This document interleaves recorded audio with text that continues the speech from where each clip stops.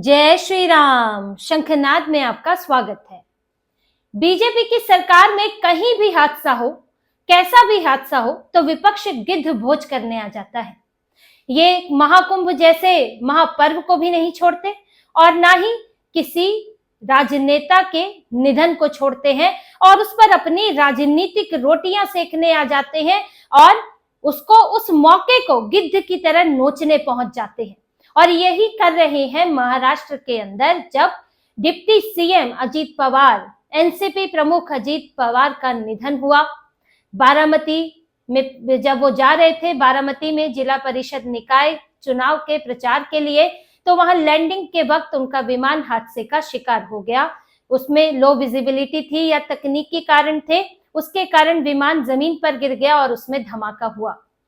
अब इस हादसे पर सबकी नजर है, डीजीसीए जांच कर रहा है, ब्लैक बॉक्स निकाला जा रहा है, अंतिम समय की क्या बातचीत थी ये भी आ रहा है।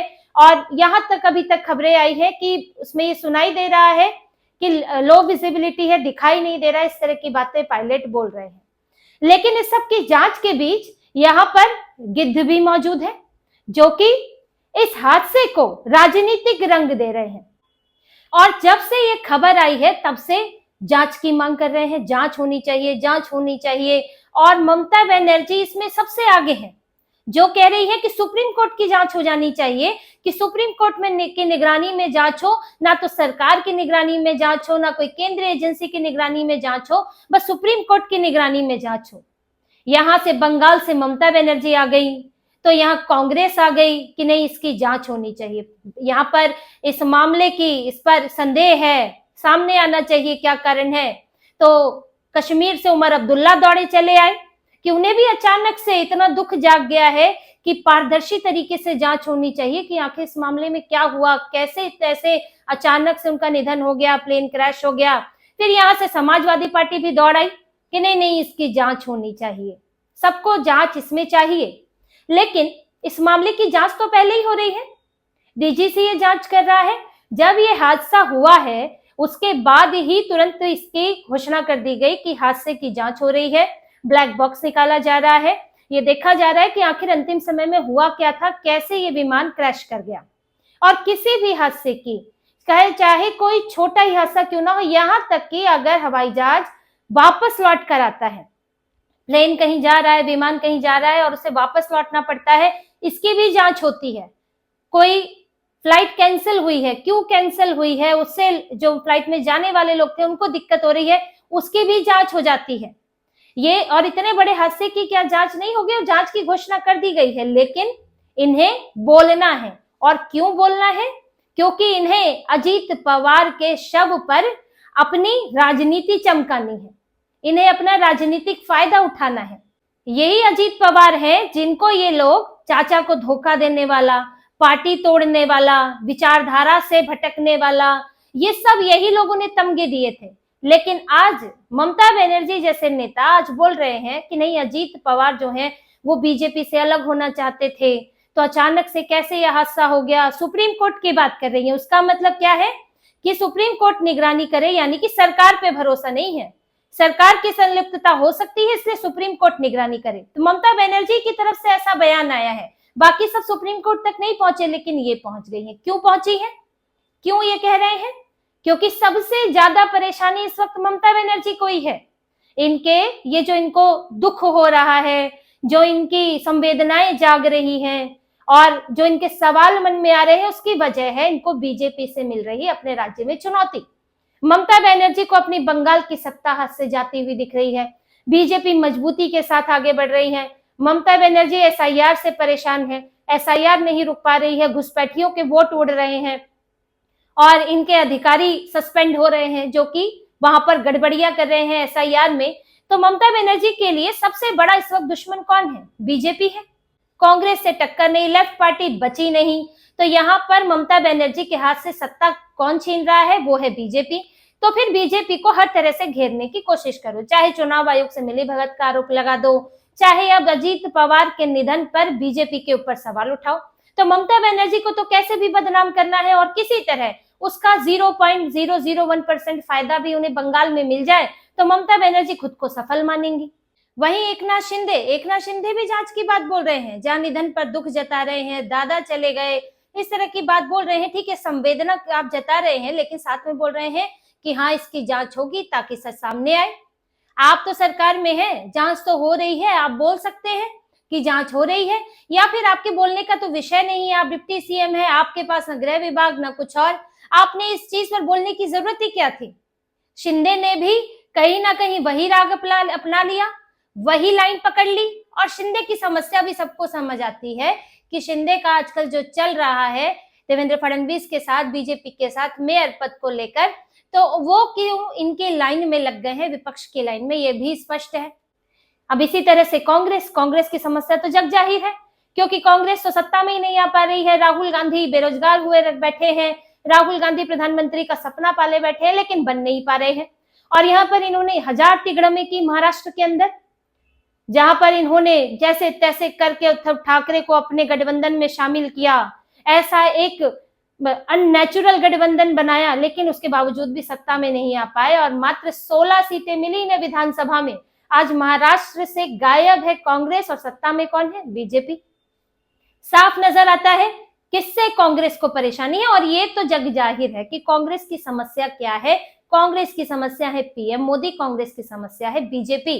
तो बदनाम करो, इसीलिए ये सवाल शुरू हो गए। सबसे पहले सुबह कांग्रेस की तरफ से सवाल शुरू हुए, कांग्रेस के नेताओं ने कहना शुरू किया जांच चाहिए, जांच चाहिए। फिर ममता बनर्जी ने भी लपक लिया, और फिर उमर अब्दुल्ला आ गए। अब कश्मीर से संवेदनाएं जाहिर की, अच्छी बात है, लेकिन इसमें पारदर्शी तरीके से जांच होनी चाहिए। कैसे यह हादसा हो गया, उमर अब्दुल्ला बोल रहे हैं। उमर अब्दुल्ला कभी ये तो नहीं बोलते हैं कि कश्मीरी हिंदुओं को जैसे मारा गया, भगाया गया, उसकी पारदर्शी जांच नहीं की कांग्रेस ने। पारदर्शी जांच होनी चाहिए। वहां पर जो आतंकी हमले करते हैं और आतंकी हमलों का जो साथ देते हैं, जो समर्थक सिंपैथाइजर पाए जाते हैं, उनकी पारदर्शी जांच होनी चाहिए, और इनकी खुद की जांच पारदर्शी हो जानी चाहिए। इनके रोशनी एक्ट से लेकर इन लोगों के ऊपर जो घपले घोटाले हैं ना, वहां इनको पारदर्शी जांच याद नहीं आती है। अभी इनको याद आ रही है, क्योंकि सवाल बीजेपी पर उठाना है। और क्यों उठाना है? क्योंकि बीजेपी की जो नीतियां हैं जम्मू कश्मीर में, जो सरकार की नीतियां हैं, उससे उमर अब्दुल्ला का अलगाववादी एजेंडा, इन लोगों की पुरानी राजनीति का भट्टा बैठ गया है। अभी क्या हो रहा है? आतंकवादियों पर जबरदस्त कार्रवाई, मस्जिदों से, मदरसों से जानकारी मांगी जा रही है कि कितने लोग काम करते हैं, कहां से फंड आता है, कौन नौकरी पर है, कैसे पैसा मिलता है, कहां से मिलता है, एक एक डिटेल मांगी जा रही है मस्जिदों और मदरसों से। अब इनको हो गई है परेशानी, क्योंकि वहां पर ये कहां से संरक्षण मिलता है, कहां से भारत विरोधी भावनाएं पनपती हैं, कहां से लाउडस्पीकर में आवाज गूंजी थी रलीफ गलीफ चलीफ की। तो जहां अब जड़ों पर वार हो रहा है तो परेशानी तो होगी ही।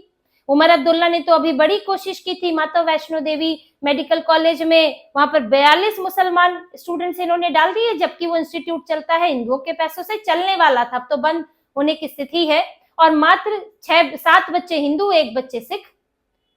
तो जब इस पर एक्शन हुआ, इसका विरोध हुआ, तो फिर उसे बंद करना पड़ा उमर अब्दुल्ला की। तब भी इनकी बेचैनी बढ़ गई, क्योंकि इनका ये मुस्लिम एजेंडा चल नहीं पा रहा है, इनका पाकिस्तानी एजेंडा नहीं चल पा रहा है। सही कहे तो इनका पाकिस्तानी एजेंडा वहां नहीं चल पा रहा है, अलगाववादी एजेंडा नहीं चल पा रहा है, तो इनको तो बीजेपी बुरी लगेगी, ये अमित शाह, पीएम मोदी बुरे लगेंगे। तो इसीलिए यहाँ मौका देखा तो बयान दे दो, यही इन लोगों का पूरा तरीका है। चाहे जब कुंभ के दौरान हादसा हुआ तो वहां पर भी गिद्धबोझ करने आ गए सबके सब, कि इतने बड़े हादसे में, इतने बड़े पर्व में, इतने बड़े मौके पर इस तरह के हादसे हुए, उन पे शोक जताया जाना चाहिए, ठीक है, जांच की मांग होनी चाहिए। लेकिन उसमें इस तरह से राजनीतिक रोटियां सेकेंगे कि यूपी में तो बात हो ही रही है, संसद में भी हमें इस पे बात करनी है। संसद में तब तो बात नहीं की थी जब यूपी सरकार में हादसा हुआ था कुंभ में, तब सबका इनका मुंह बंद था। तो ये लोग मौका खोजते हैं और दिखावा इनका रहता है कि हमें कहीं पे हिंदुओं से लगाव है, देखिए हम तो हिंदुओं की चिंता कर रहे हैं। जैसे अभी मुक्तेश्वरानंद की ने चिंता होने लगी, वो अभी मुक्तेश्वरानंद जो कांग्रेस के साथ है, पूरी तरह से कांग्रेस के पीछे चलते हैं, जो सपा से पिटाई खाकर, सपा सरकार में पिटाई खाकर आज अखिलेश यादव के चरणों में बैठे हुए हैं, वही अभी मुक्तेश्वरानंद जिन्होंने पीएम मोदी के खिलाफ उम्मीदवार उतारने में, बनारस में, काशी में उम्मीदवार उतारने की इन्होंने कोशिश की थी, उतारा भी था, लेकिन उसका कुछ हो नहीं पाया। तो ये इनका जो झूठा हिंदू प्रेम है, जिससे कि हिंदुओं को नुकसान हो सके, वही कालनेमी वाली बात है। तो यही कई कालनेमी बैठे हुए हैं, वही इन्हें अजीत पवार के लिए आज प्रेम इनका छलक रहा है, क्योंकि इन्हें बीजेपी को टारगेट करना है। अब इनकी थ्योरी भी सुन लीजिए, इनकी थ्योरी पर भी बात कर लेते हैं। जो ममता बनर्जी ने कहा कि अजीत पवार तो जाने वाले थे, वो तो छोड़ने वाले थे, लेकिन बीजेपी को क्या नुकसान। पहले तो अजीत पवार बीजेपी से अलग होने की सोच भी नहीं रहे थे, बल्कि मर्जर की तैयारी थी। मर्जर यानी कि दोनों एनसीपी का मर्जर और दोनों एनडीए में जिन बात चल रही थी शरद पवार की पार्टी के मर्जर की। और ये लोग अभी जिला परिषद का चुनाव जो है वो एक साथ एक ही सिंबल पर लड़ना चाहते थे, वो भी घड़ी के सिंबल पर। और जो शरद पवार का रुख था उसमें ये था कि एनडीए में शामिल होगी पार्टी।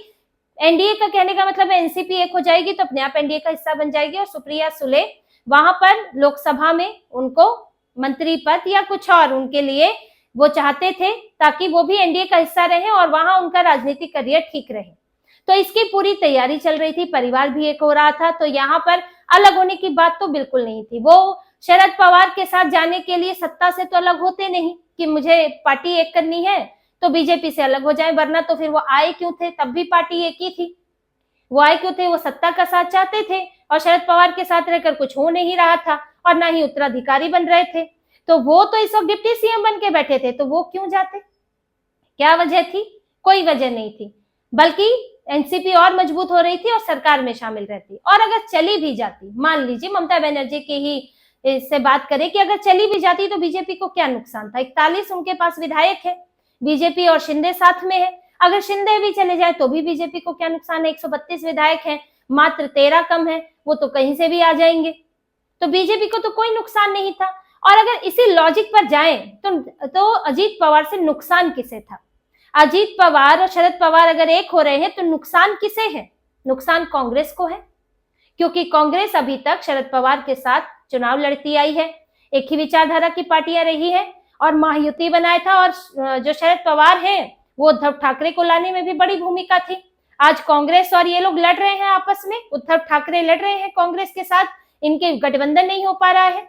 शरद पवार एक महत्वपूर्ण भूमिका निभाते रहे हैं, तो शरद पवार तो अब एनडीए में जा रहे थे, तो इससे नुकसान किसे था? कांग्रेस को नुकसान था। तो क्या इसमें अंदाजा लगाया जाए?